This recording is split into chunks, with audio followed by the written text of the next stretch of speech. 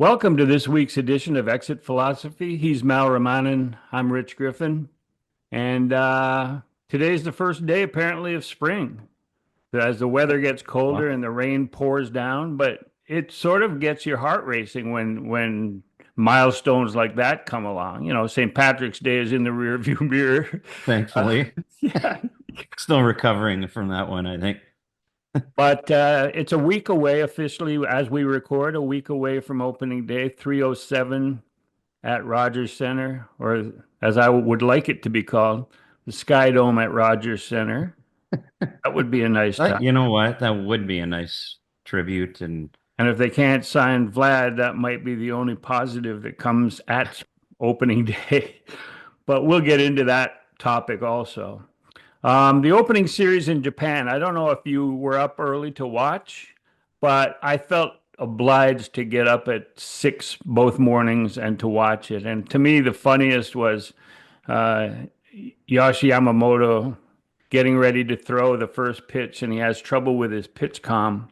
First pitch of the first game of the year, and he gets a pitching clock violation, ball one, and I wanted them to roll that ball out of play for the Hall of Fame. You know? they should have. If that doesn't say everything about Rob Manfred's modern day baseball, Oh yeah. that's What pitch one. did you catch any of it or just highlights? I just saw highlights. That was a little too early for me to worry about watching Dodgers Cubs over. And I'll tell you. I understand the value in it, and I totally get it. But for I think fans over here, it's kind of a strange way to open the season. I don't know. Even when I was with the Jays and you're in the clubhouse, guys don't even understand it's happening. Even the players are like, they think it's a spring training game. It's like, what is going on? You're like, oh yeah, that's they're playing overseas. I've to me, it doesn't have much impact here. And that's not the point of the product. I understand the value playing where they do, but it's not opening day in baseball until, that day comes here and everybody's playing. Yeah, It's there are two things that bother me. One of them is, well, I mean, obviously you mentioned it's a way of making the game larger and more popular internationally and worldwide. And it's already very popular, we know, in Japan. But to bring back as many Japanese players now playing in the major leagues is phenomenal for that country. But to me, we all complain about the Dodgers and their dominance of the free agent market and their dominance in terms of dollars and they land in Japan and get a huge marketing deal from a Japanese company. And the other 28 teams, other than the Cubs who were there also, the other 28 teams are sitting back going, we just complained about these guys dominating because they have unfair advantages. Now they're landing in Japan and getting millions and millions of dollars in a long-term deal with a Japanese company. Plus, I mean, you know, Mal, about how signing Dominican players with the Jays created a buzz in the oh, Dominican Republic, and the Blue Jays were one of Dominican's two favorite teams. And correct. like, there's no competing against the Dodgers now in Japan. They are clearly dominant in the Japanese market. I mean, they got Roki Sasaki. They pulled him away from the Blue, the Blue Jays, who for some reason believed that they had a Pull the chance. carpet right out from under him there at the last minute, I'm sure. And the same thing with the Otani. You know, it just seems that the rich get richer and the rest of baseball is left complaining and then having to complement the project of allowing the Dodgers to Right. start the season 10 days early, 9 days early, and then be able to come back with the same rotation guys when it, like, if they're going to do that, make them go over like 2 days before the season, come back, rest up, catch up on their jet lag, and play with the rest of them. You know, I agree with you. It's not the start of the season. It's the start of the money making process for MLB. Oh, there was the second thing that I was whimsical about was the home run by Shohei Otani in the second game. Right. It clearly was going to hit the rail or below the rail, and a fan reached over and touched it. It went to a review, and everybody's going, "Oh, it might be overturned. It might be overturned. It might only be a double." No way were they going No to chance. overturn an Otani home run in Japan. That's Yeah. right. There's still And like damn, it was a home. It was called a home run. that's Amazing. right. But I'll tell you, it's like, I don't complain about I mean, I agree with you. Like they could do some things to level the playing field, perhaps. And if I'm another team, I do suggest, hey, don't give them as much time to reset their Yeah. rotation and all that stuff. That's fair. But uh, others can compete as well. They could do it. It's like the Blue Jays. They put in the work, and everybody in the Dominican, Blue Jays were the home team. They used to do Blue Jay jerseys everywhere. Everybody wanted to play for Yeah. the Blue Jays over there. And same thing now in Japan. I mean, the Dodgers are the local. That's what they're watching outside of their own product, Yeah. obviously. Yeah. I But mean, you go to everybody's their going to be a Dodger fan. You grow up watching those guys. You want to be a Dodger as a kid. You You know go what I to mean? you go to Tokyo Times Square, and now two out of every 5 days they're going to have the big screen with the Dodgers game at rush hour in the morning. They're going to That's right. have either Otani pitching or Yamamoto pitching or Sasaki pitching, and that'll Yeah, be constant. that's right. So, I don't know if suggesting that the Blue Jays or any other team in the Dominican could compete in terms of raising their profile or creating more revenue opportunities. There's nothing like the Asian Well, market. that's There's right. nothing like, That's correct. I mean, yeah, and the Dominican thing w was more about finding talent than it was obviously looking for revenue streams back in the day. You know what I mean? But hey, this yeah, is everybody's got to step their game up. God bless the Dodgers. Yeah, Um, the oh yeah, when Ichiro debuted with the Mariners, yeah, I remember asking Pat Gillick because he was the GM of the Mariners at the time. right. I said, Pat, is this going to open the floodgates for Japanese players coming to the major leagues? And he said, I don't know. I have to think about it. So he thought about it and came back to me still on the field pregame batting practice. And he said, I think there's about 9 players in Japan that could make it to the major leagues, and most of them are pitchers. There's not very many position players. And so obviously the product has improved in those 20 some years.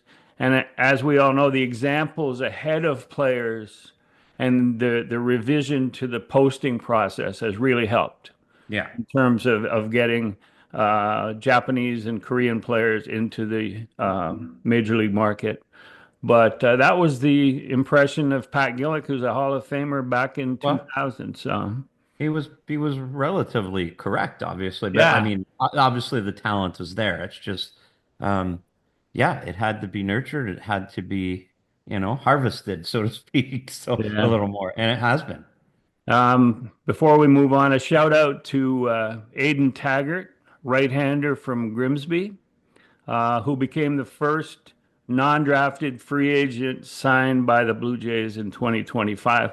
And he flew down to Dunedin, and he's reported, and he'll have an opportunity probably this year to, because I think he's only 18. He pitched in the Right. Futures tournament. Yep. So good for him and congratulations. I'm sure that he'll spend most of this season at the PDC.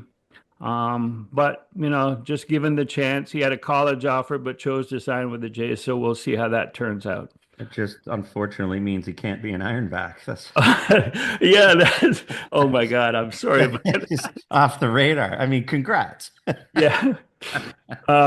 Then just I know I saw a note on Twitter about Ivan Calderon's birthday, which was yesterday.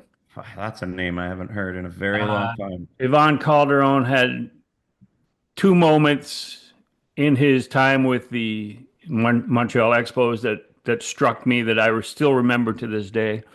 He cost me my Christmas Eve because the trade for Tim Raines from the White Sox was made on Christmas morning. And apparently, the reason it was Christmas Eve was that they couldn't find Calderon to tell him that the trade was happening. And the belief is that he was at the cockfights that night. I'm The not sure Christmas whether he Eve. had a I'm not sure whether he had a stable or he just enjoyed going and dropping a little wager on them now and then. Well, the infamous Christmas Eve cockfights. I mean, who wouldn't want to Yeah. be there? Yeah. A tradition like no other, Griff. Yeah, look at the claws on that Santa. Yeah, I assume it was in Puerto Rico. These Yeah, were, Puerto Rico. Yeah. And yeah, then unfortunately, years after he retired, he was shot to death in Puerto Rico in a seedy district. Um, and so, yeah, he would have been 63 yesterday. The other memory that I have of Calderon is he was rehabbing. He had a lower body injury. And so he was on the extra cycle, and I went in at near the end of the game, ninth inning, to line up interviews, and he was in the weight room at Olympic Stadium, and he was on the extra cycle, and in that little holder for your Gatorade or whatever, he's the got beer. a can of beer and the rest of the six pack hanging off the handlebar, and he's just pumping away on the bike and knocking It's back his brew. Well, it's the old theory. If you get a little wasted, you don't realize you're exercising. So, you get your work in and it's painless. Yeah, well, all You right. don't even know you did it. Rest in peace, Yvonne. And he would have been 63.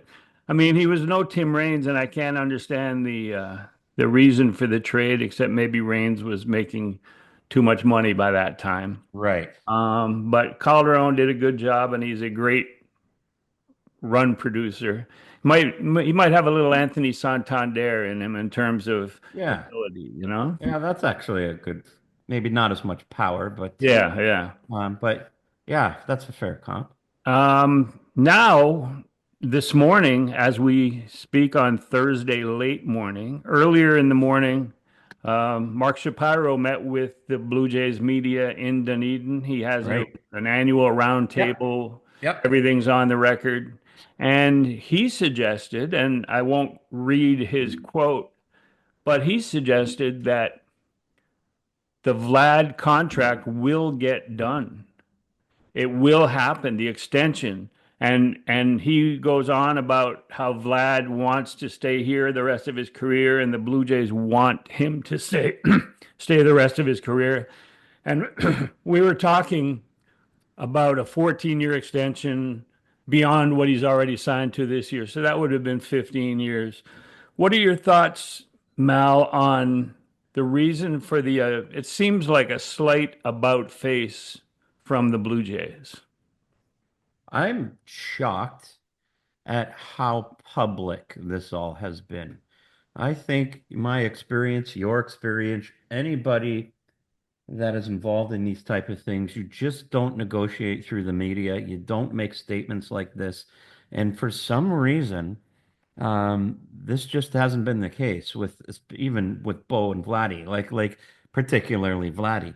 Like it feels like two camps are trying to play the PR game here, extensively. Vladdy doing interviews, you know what I mean? And management actually talking about things like for Mark, this isn't about face because as you've mentioned before, at the end of the year, he suggested Vladdy isn't a generational talent, which kind of makes it a surprise that all of the sudden this comment comes out that they will get it done. So, I mean, they best get it done at this point. I mean, because you're making a statement that if they don't get it done, are you playing a PR game to say, well, we obviously did everything we could. Our intention was X and Y, and it's a save face for the management team if it doesn't get done. You're trying to read into why even make a statement like that? Why not just say, obviously we continue to negotiate, we won't negotiate in public. Those are the standard things that and then that just avoids all that public discussion. But maybe they just figure that they need to make that statement and like you said, it's hard for me to believe Mark suddenly has this differing opinion of the player than he did, several months ago. I don't know how you feel about it, but it's Yeah, no, I think as you just pointed out, it's hard to believe that Mark Shapiro had a change of heart and epiphany about the value of Vlad Guerrero Jr., where they're going to make him the second, and you could argue, no, they're going to make him the third Third. highest total value player in Right. Major League history. And you could argue second if he's not going to Yeah. take deferrals. But I think eventually there will be some deferrals and opt-outs in there. But I also think that it's a certain naivete on the part of Vlad Guerrero Jr., who has Sure. an entourage of Spanish Latin media that follow him around and they're friends. They've He known has an his dad. They entourage covered like his no other. dad. Yeah, an And entourage like no other. right. And he may think at times that it's not going to get back when he says, "Oh no, it's higher than you thought. I didn't want six, but it was up there." And then all of a sudden he's talking to a friend, and it turns out that Right. Carlos Baerga or one of his Latin crony friends uh, puts it on Twitter, and now all of a sudden it's followed up on, and it ratchets itself into a major story that as a 25-year-old Vlad wasn't aware was going to happen, or maybe he was. Maybe he's so savvy that he goes, Right. I'll ratchet this up, and then Edward Rogers will read it, and then some pressure will go on the front office. But I just think that I've seen it before with players, with the exposed potential free agent players like Andre Dawson when he was mid 80s, Tim Raines before he re signed in Montreal. They go on the road, and writers from that city will say, what would you think of playing with the Phillies next year? And they go, oh, that'd be great. Yeah. You got Mike Schmidt, you got this, Yeah. you got that. Yeah. And then it becomes, and they think they're just talking to a Philly audience. But the wire services and then Right. the It's local different. media pick it up, and it becomes a major story. And knowing that player as you do as a PR guy and the player, you go to him and you shake your head and you go, "What are you doing?" Yeah. And they Yeah. just smile. Can't hurt. Yeah, can't hurt, but you're Yeah. certainly getting a lot of attention sent your way. Yeah. And it's like the comment from Mark today, what everybody has to understand too, is very calculated. This Yes. is his, he's not standing by the batting cage. And like you said with Vladdy, you're right. Vladdy, it's a flippant remark.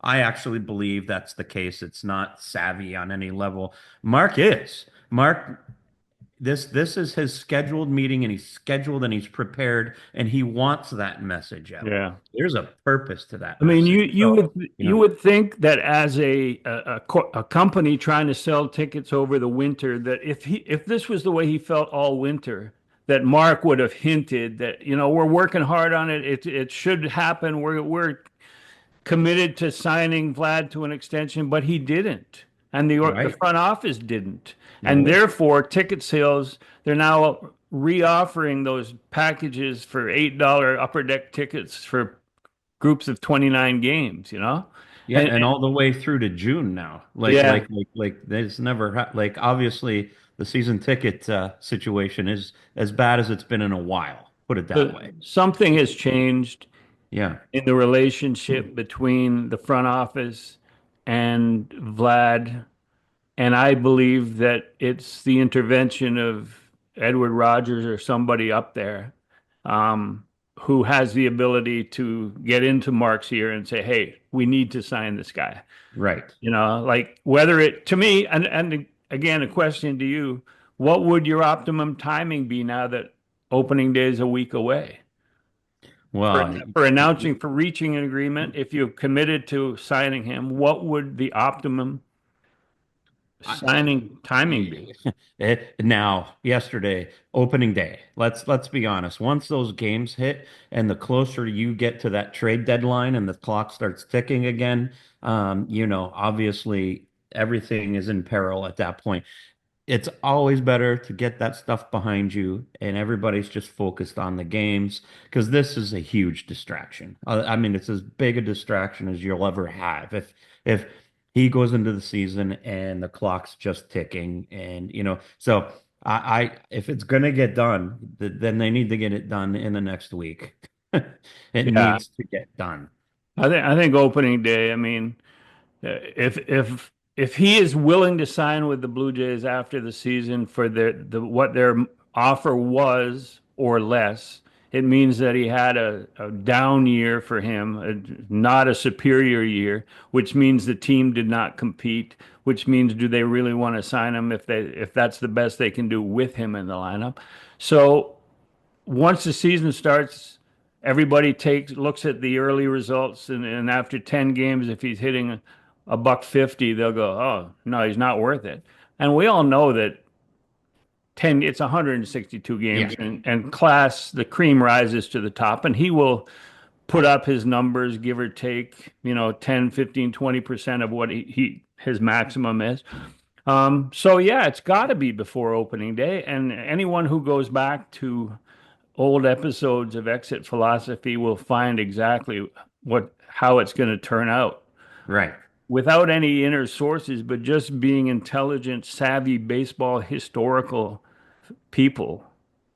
We decided that it would be 15 years, including Yeah. this, and 565 to 575, which averaged out to, a reasonable amount in this day and age.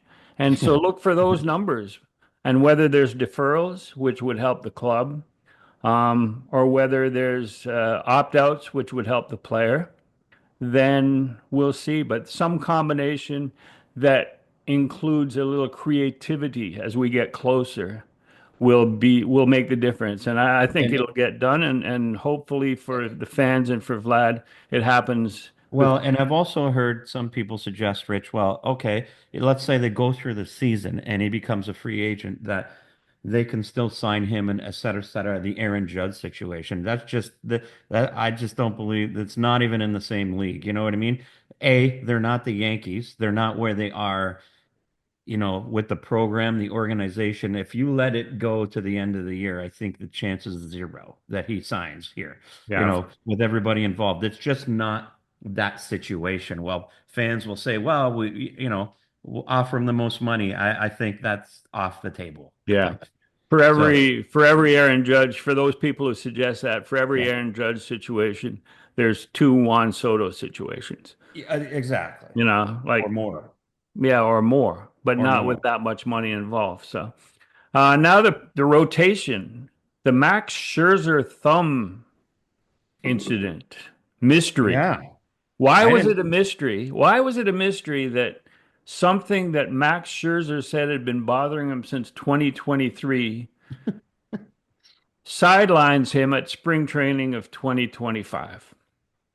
I, again, this is where you feel like the Jays are having to take chances because they couldn't get people to take their money that they needed to through this free agency. So you're taking chances on guys with potential issues. Like when it first happened, it didn't feel serious.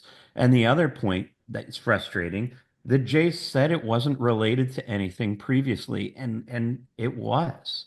Like so, your question is fair. How is that even possible? How do you get to this point without at least acknowledging that that's the situation? When you can just say, well, yeah, he's battled this thing, and we think we can work through it.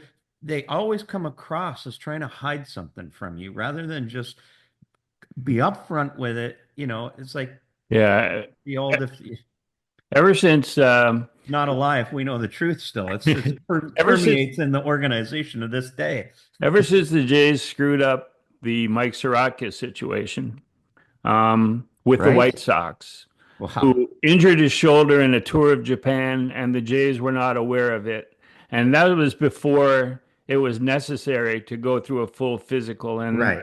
that was the reason why, you see on social media the insiders Pending a have the physical. trade, but it's not Yeah. announced because he hasn't gone through his Yeah. medicals. So Yep. no, even if Max Scherzer went to Dunedin and went through a physical, and said, "No, there's no problem. Yeah, my thumb. Don't pay no attention to the thumb." Um, the medical records are shipped from one team to the next, Right. and Right. And so they like, have to be, yeah, they have yeah, to be disclosed. right. And so that makes them, you could see Soraka there apparently, and this is just a rumor of what happened, back in the late 90s is Yeah. that the doctor in Florida examined his right shoulder and he's a left-hander.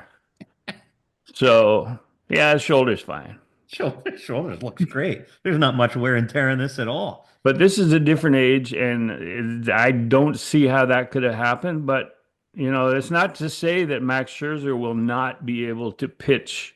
And I would push for an extra day between starts, which would then line up with my six-man rotation We're theory. gonna get there one way or We're gonna another, get Griff. there. This I is mean, gonna we've be. already we've already got a couple old guys liking the extra day rest. Now we've got a guy whose thumb just aches the first day after he throws I'm sure the the pitching extra coach day rest. loves the idea as well. There's no question.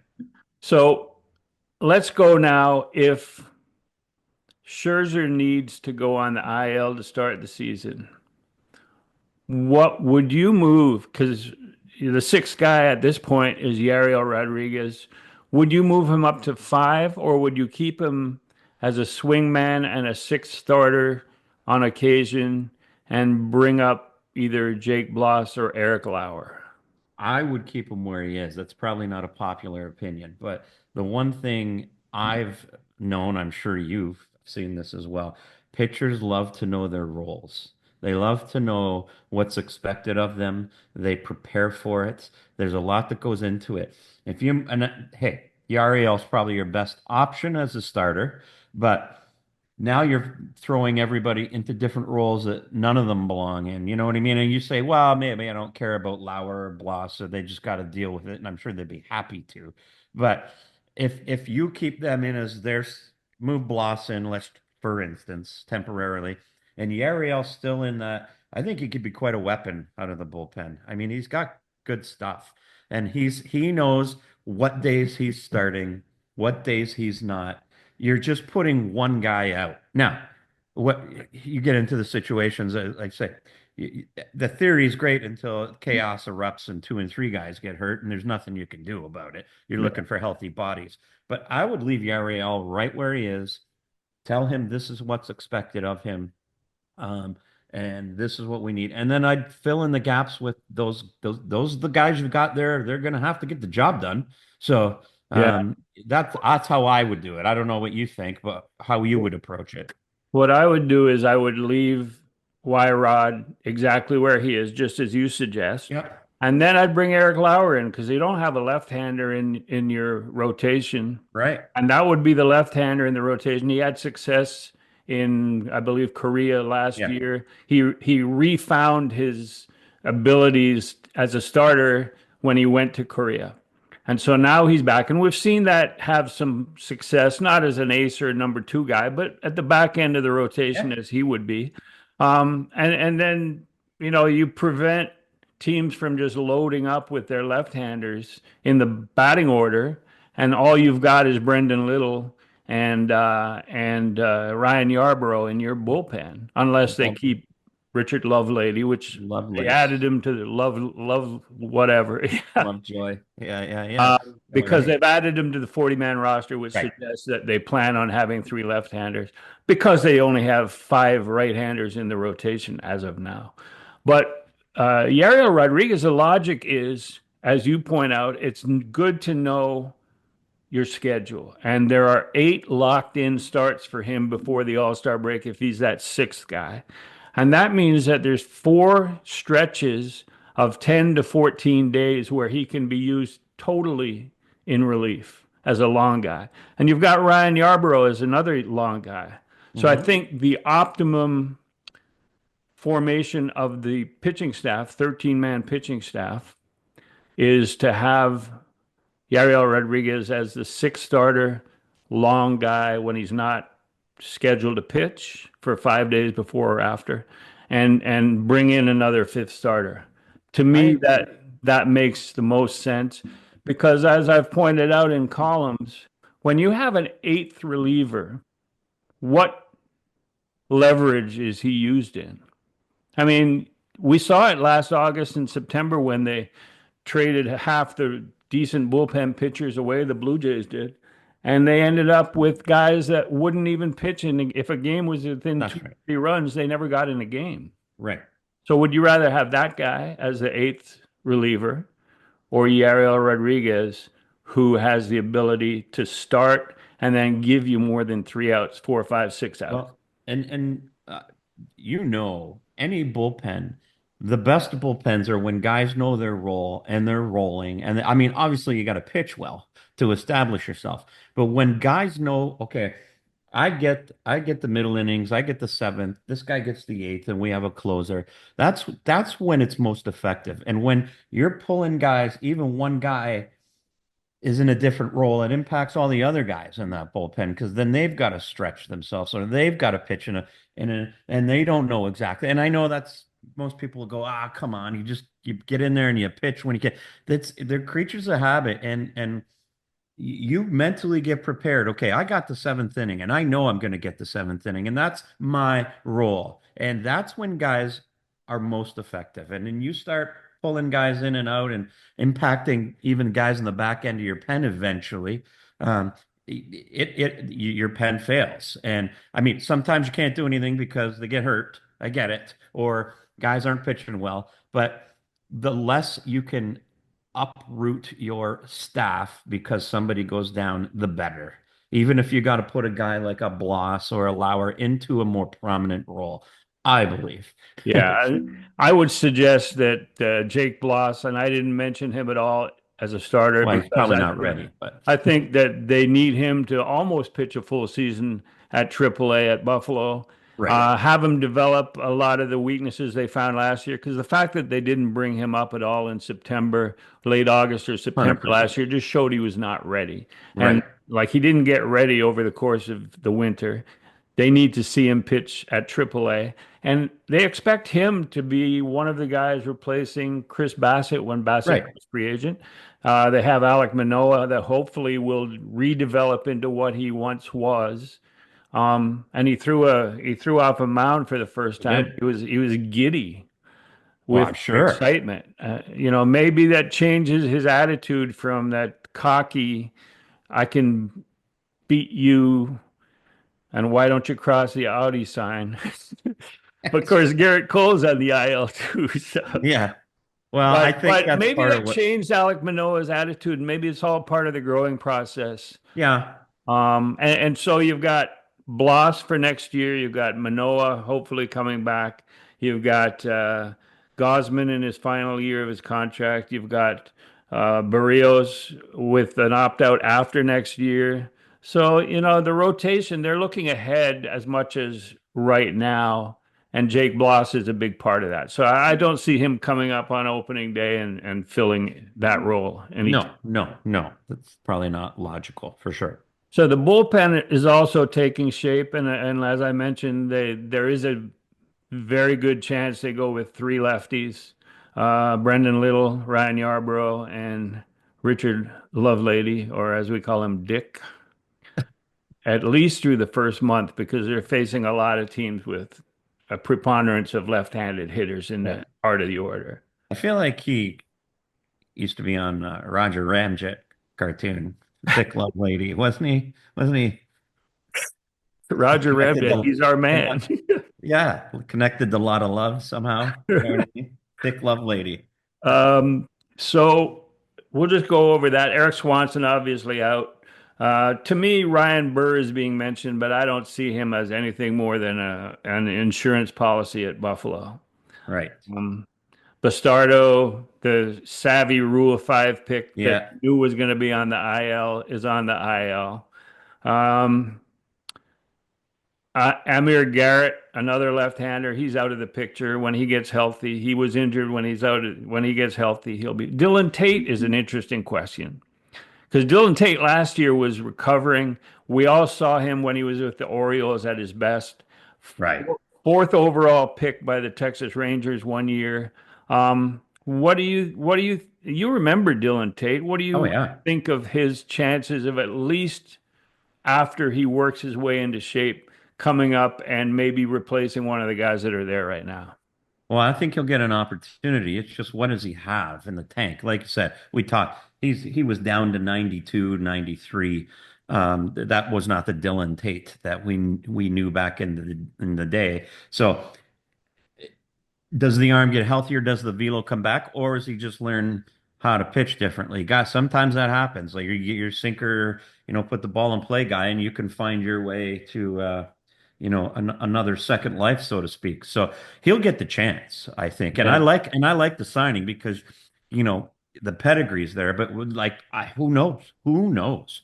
Let's just see what he's got. Let's see Yeah, if the there's only the speed. only thing we won't see is Dylan Tate being inserted into Eric Swanson's high leverage type No. situation. Like he might replace on the roster Swanson, but he won't replace his role. They're going to have to sort of leverage other guys into those spots and see how they can perform in that spot. So Yeah, he'd have to work his way into a more yeah, prominent role with performance, clearly. but I don't think Ryan Burr is a choice. That's not the answer. No. I mean, those were the August, September Yeah, rotation of bad relievers that came in, and some of them sort of overperformed to what their history showed. that's right. But they were That's also right. playing. And those are the guys you have in AAA. Like Yeah, obviously, can they get by in a pinch? Sure. But if they're on your roster more than not, you're having some problems. yeah. The spring breakout game. I don't know if you saw that, I didn't see it. but I they're. saw it I was mean, it's a happening. great concept. I don't know what you It's a think of the great concept. concept. Yeah. And just to explain, they bring an organization, each organization makes its own young all-star team of prospects, and they put it together and they play against another organization on a certain day or a certain weekend in March. And this was last weekend, and the Blue Jays 30-man, I guess 26, 27-man rookie team beat the Minnesota Twins 10 to nothing. And, I don't know whether somebody's trying to make a point, but the Twins organization farm system is rated far superior Right. to the Blue Jays. Hmm. And to beat them 10 nothing, there's probably guys like Yeah. Joe Sclafani high-fiving and fist pumping in the background. But the pitching, obviously in a 10 nothing shutout, the pitching was really good. Jake Bloss started that game. Yeah. Then Trey Savage, who signed last June or last August, sorry, and did not appear in any games. So this was his first professional Blue Jays appearance. And so he was fired up and he would have been like totally amped. He pitched 2 innings, struck out four, and was really, really good. And he was from East Carolina, their first Yeah. round pick last year. Then Cal Steven, who was their, I think, second or third round pick from Mississippi State, he came in and threw 2 shutout innings. So there's three guys that, you know, you Savage at 21 or 22 might and start the year at high A and quickly move to double A. And from there, who knows? That's the But hope. Yeah. but what does that tell you about the farm system, or is it just another Nothing. day? I mean, you had Arjun Namala, and everybody's seen him play all spring because he's on most bus rides. Um, Right. Exactly. but what did it tell you the result? I don't think it tells you much other than I think what you said. There are a few arms that are obviously there that they're hoping that really develop. Um, Historically, though, that there hasn't been enough arms because something goes wrong with your Ricky Tiedemans and it depletes what you have. Like injuries obviously are always a concern with your minor league guys and the way they're throwing these days. But it's one game. But you know what? For one game, it does give you a little more sense of pride. If I'm in that Blue Jays organization, I'm like, yeah, you can shove your rankings, where. It just at least it's a feel-good story for the day. I mean, they're not talentless, let's be honest. You know Yeah. what I mean? But those rankings are usually, they're not a science, but when you're ranked at the bottom, there's a reason you're ranked at the bottom. So I, you've got to I, start. Yeah, I get a kick, and I know when you were PR there that it was a very limited television schedule, and at some point from spring training, at some point there was a reciprocal agreement where you carry the other team's feed on home games to your market, and there is no bigger brouhaha than Jays fans listening to other teams' broadcasts. Because Right. by the sixth inning, the other broadcasters know nothing about who's on the That's field right. for the Jays. That's You right. know, Because they don't know the minor no, they leaguers. don't know the minor leaguers. And to the credit of Ben Schulman, Dan Schulman, Yep. Buck, Joe, they do some research at least on the other team. And so like Oh, being a professional. when the other team is carrying the Blue Jays broadcast, they're getting a balance, fair and balanced. It's like the Fox News of baseball broadcasting.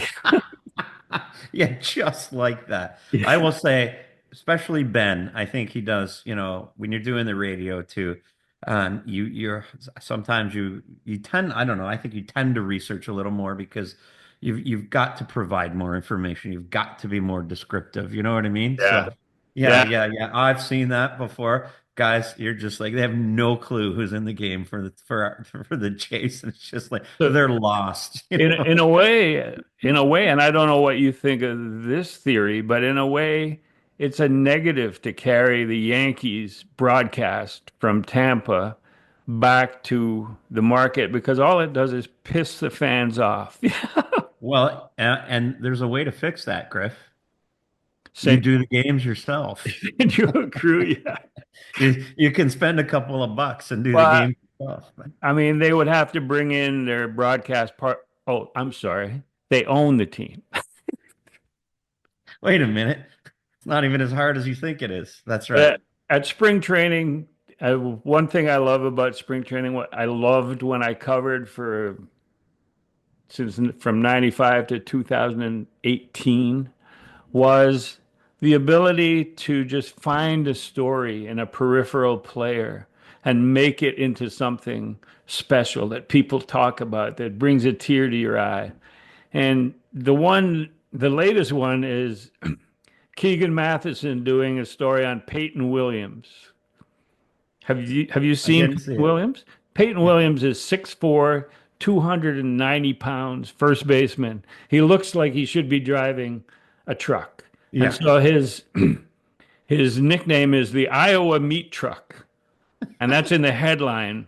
He played in Vancouver last year, had a Rowdy Tellez type year, Yeah. Daniel Vogelback type year. Yeah. He can't move, he can't run the bases. Yeah. He doesn't really There's have some much range. limitations. Yeah, he's got the range of his shadow at noon, you know?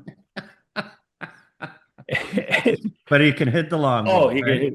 So of course, this turns into a huge feature, and he might be the next left-handed power bat to come up and DH and maybe help play first base, you know? And I love stories like that, but 100%. yeah, I mean, realistically, well, that's what baseball's about. I mean, it's yeah. 162 games or long season for the minor leaguers. The stories are just as important as the games themselves. It's what people attach to. It's why the game is different than any other. Yeah. You got And lots of time to tell stories in baseball. yeah, and just the different backgrounds and the different skills that are required and the different levels. You know, you get high school players, you get college players, you get guys from independent leagues, you get guys that have been in the Asian market and come back, and just the difference, as you say, in telling a story is tremendous. Is Yeah. like is unique. And It's that's what also I miss most about spring training because you can't tell those same stories once the season starts. no, Because that's right. fans start frothing and they don't want to hear about the Iowa meat truck, you know? That's right. Definitely a spring training story. Okay, I got a quiz for you here, and Oh this will boy. this will serve as the top five. It's come on. It's can't. Uh, Yeah. the Blue Jays are criticized quite often for the inability to develop catchers for the major leagues. And that they can't draft. You look down in the minors, there's nobody ready to play. So I went through the 30 teams and their projected 26-man rosters and looked to where all of the catchers were originally signed and developed, and they don't have to be with that team. They could have drifted around two or three teams, but the original signing team. Right. So the top five major league teams who have developed catchers that will open on major league Are the rosters. Blue Jays number one? No, the Blue Jays, I will give you a clue, are tied for second. There's four teams tied for second with Oh, four so catchers developed. okay. You got your Alejandro Kirk, Danny Jansen, Gabby Moreno, and Riley Adams. So that's four. When you think about it, 30 teams, two catchers, that's 60. So give another five for injuries and whatever, 65 catchers. They got four. That's more than the average. And obviously, if they're in the top five, but there's one team that has six catchers, One team that has six. six Wow. that were signed and developed by that organization. I'm supposed to guess that, right? Yeah. Um, It's an AL team. it's an AL team. Um, AL West? No, that No. only leaves two divisions. Yeah, no, no. I was just okay. I'm gonna go with the Minnesota Twins.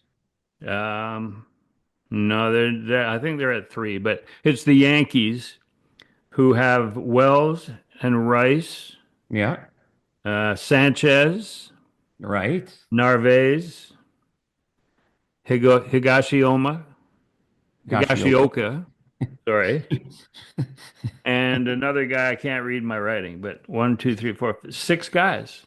So how? Yeah, I wouldn't have said the Yankees, and I wouldn't have said the Blue Jays had four. But the others with four include the Cardinals, the Orioles with Rutschman, Wins, Heim from Buffalo, who's now Is in he a Cincinnati. Baltimore guy? Yeah, he was originally signed by them. And so they've got four. And then the Braves have four. So Braves, Orioles, Cardinals, and Blue Jays with four, and the Yankees with six. And the Braves, I would never have guessed Langeliers, Contreras, Caratini, and Baldwin, who just ascended to the role because of the injury this year. But Right, right. yeah, so So, just so what you're saying is the Jays are set at catcher then. yeah, I mean, you look down Phil Clark, he can't break that glass ceiling. He's been there for 6 years. He won a national championship at Vandy. And he's there every year. He's one of those guys catching opening day pens. And I tell John Schneider that's where I remember him. I would walk behind the bullpens, the six mounds operating at one time, and he'd always be one of those guys. Well, you know who was one of those guys forever was Danny Jansen. Yeah, That was, I mean, he was in camp forever doing that. yeah, And I was certain, just not because he was just an org guy. You know what I mean? Like that right. was his, Yeah, and all of a sudden it clicked with the bat. You know what I mean? And he's obviously changed the whole, direction of his career. But I mean, yeah, that's right. You've got those guys, and it's, right. Trust I me, mean, by the end of the spring, I would have done a feature on every one of those guys. yes, that's right. You know, That's right. That's how it there were goes. no Iowa meat trucks there, but Lots of Danny Jansen's. oh yeah, There's lots always of lots John of catchers in Schneiders, camp. lots of Danny. Lots of catchers. I got a couple more items here. Let us do every week we do a projection of a different um, division in Major League Baseball, projected standings. This week I've chosen the NL East. I'll listen to your five in order, how they'll finish. And we know that, like, anyway, we'll discuss, but how they'll finish in your mind. I would say that we both agree that the Miami Marlins will be dead last. Um, you have no room for Washington in that conversation? Being dead last? Yeah. Oh, the way they play the Blue Jays the last couple of years, played them tough, and they got some talented young guys. I just don't think that. Besides, I like Dave Martinez a lot. Yeah. I for sure. And I respect that for sure. All I right, don't well, let's hear your I don't five think from the it's top. I don't think it's a slam dunk. Oh, okay. I am actually higher on I like this. Atlanta. Yeah, I'm higher on Atlanta than a lot of people. I think people are kind of after last year, they weren't as dominant as they were, I guess. And like it was and I get it. Chris Sale's got to be Chris Sale, and you never know when that bubble's going to burst at that age. But I think they're the best team, and I think I think they're going to lead the division. I think they have fewer holes than most, but again, it's predicated all the time on these pitching staffs and their rotations. But I like them, and then I like the Phillies and the Mets in that order. I see too many bad vibes with the Mets. Good vibes right now, and that's maybe that's just me, but you spend a lot of money like that. Um, some they got a lot of talent. Uh, it can often backfire on you. You know what I mean? Um, it can often backfire. They're a good team. Don't get me wrong, but um, I think the Braves are the top, and I think the Phillies will be there with them. That's my take. And then I think it's going to be Nationals Marlins in a battle for last, not Oh, a okay. flip flop. Sorry. All right. My projected NL East has the Phillies on top. I just think that their rotation is, It's great. when healthy, is pretty damn good.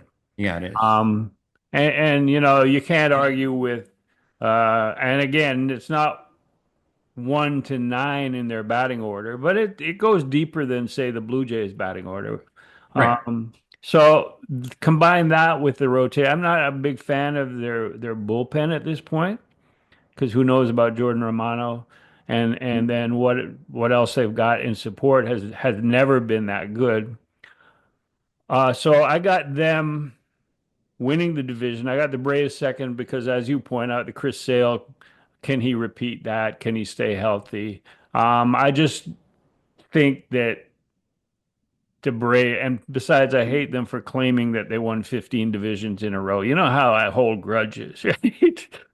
When in '94, the Expos were like Yes. 8 games ahead of them That when, one's a little close to home. Yeah. yeah, yeah. I mean, But save it. plus, I'm not a big fan of the tomahawk chop or Chief Nakahoma. No, it's not really that still needs to be dealt with. I don't understand Yeah. that it's hard to In be a fact, fan.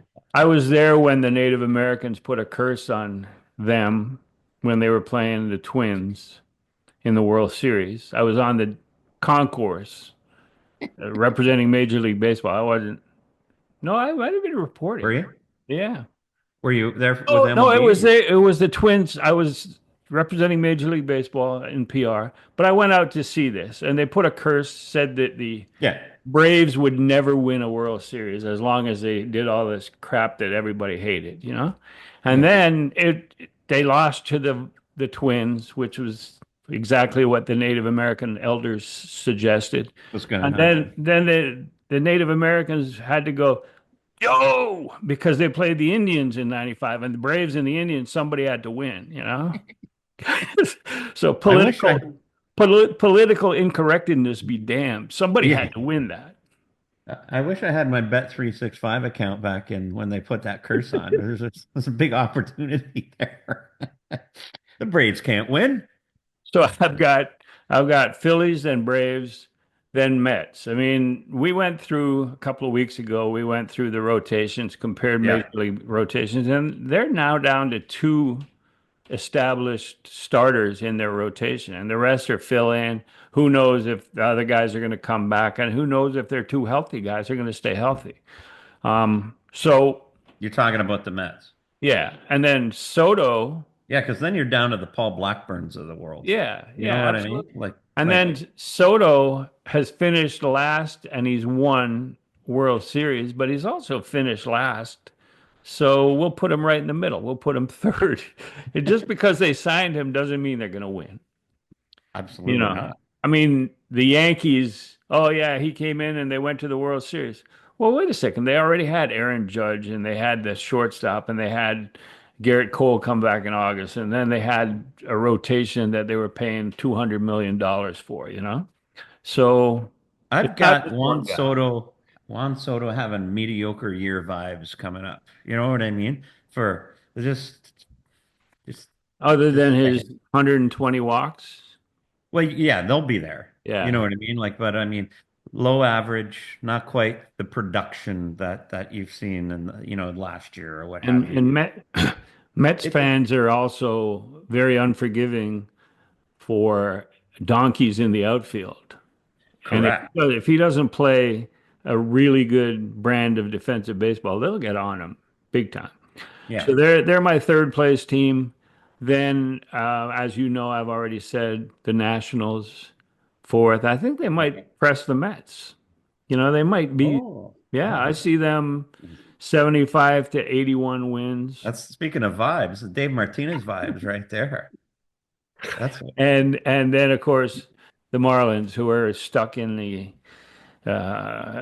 morass of no payroll, with the Players Association getting on them for not spending enough, yeah. and I think that whole thing adds up. Plus, Mhm. their front office has not been that player friendly and that They feel creative.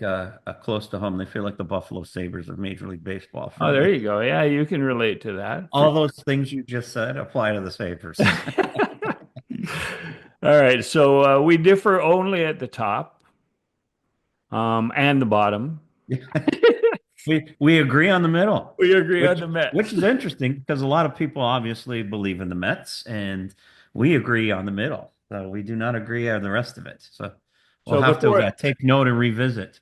we'll wrap up here with a the weekly summary of the Niagara Ironbacks, who Yeah. opened their home season in St. Catharines on June the 7th.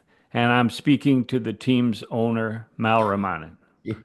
Give us an update. We are working round the clock. Obviously, we are planning on a ticket release at the start of April, which obviously after next week we'll have when it goes live, that'll be out there for everybody to see and buy tickets for. And I encourage everybody to do that in abundance. And we are at the same time in early April going to start releasing our player signings. And we're out in the market sh- shaking hands, kissing babies, meeting sponsors, letting everybody know we're here and what's coming and what's to come in subsequent years. And it's been great. I mean, the reception's been great in the market so far. So um, So all news is coming too. the there's an old saying in baseball that you can never have enough pitching. If I suggested that you could use more pitching, would that be fairly accurate? And That'd be accurate. if Yeah. somebody believes that they can compete at that level and Yeah. has college eligibility left and just want competitive baseball for 2 months, June and July, how would they seek employment with your team? They can go to our website, ironbacks.ca. There's a player form you can fill out, and you can provide all your pertinent information to me, and I will be in touch, uh, you know, quickly, and we can filter out what the quality of said individual is, and if there's a fit, we're always happy to look. Obviously, we have a preference for local kids and Canadian kids, so yeah, anybody listening to this thinks that they could compete at that level, we are always open to a discussion. So go to the site. All right. Speaking of sites, for past episodes of Exit Philosophy, you can go to YouTube and griffsthepitch.com, where you can also get my conversations with former Expos and Blue Jays. And you can get everything I've written about this ball club and about Major League Baseball. And I'm going to have my preseason rankings by the time we go next week. I'll have my preseason rankings, and some of them might surprise you, Mal, but we can discuss it. Your Uh, power rankings? our rankings, All yes. right. And Oh, I can't wait for that. so we can discuss that. They'll be out like Wednesday, probably next week. And we might go Friday morning after they open on Thursday, so Good we have point. an idea. That probably makes a lot of sense. Yeah, and One and pet peeve about power rankings. yeah. So if you continue them, I can read standings. I Well, need you. You know what I I mean? don't I do hate when standings. people just basically do it with the standings. I'm like, Yeah, oh, no, wow, Milwaukee came out of the chute 10-1. It doesn't mean they're like the third no, best team in baseball. You know, no. I had the drives me crazy. I had the Texas Rangers top 10 from much of the first 2 months last year because they were Yeah, the defending champions and they deserve the respect, you know? right. And then when they no longer deserve the respect, they plummeted through the season. Yeah, yeah. There comes a point. Yeah, There there comes comes a a point. point. You are who you are, as But that'll Bill give us Parcells something to talk says. about. We will have opening day to talk about. We will have Yes. power rankings to talk about. We will have Vlad's new contract to talk about. It'll be Yeah. great. There's so much coming up this week. Anyway, I appreciate it, Mal. Thanks for You got it. co-hosting, and thanks for everyone who listened today, and we'll be listening in the next week. We'll talk to you the day after opening day. See ya.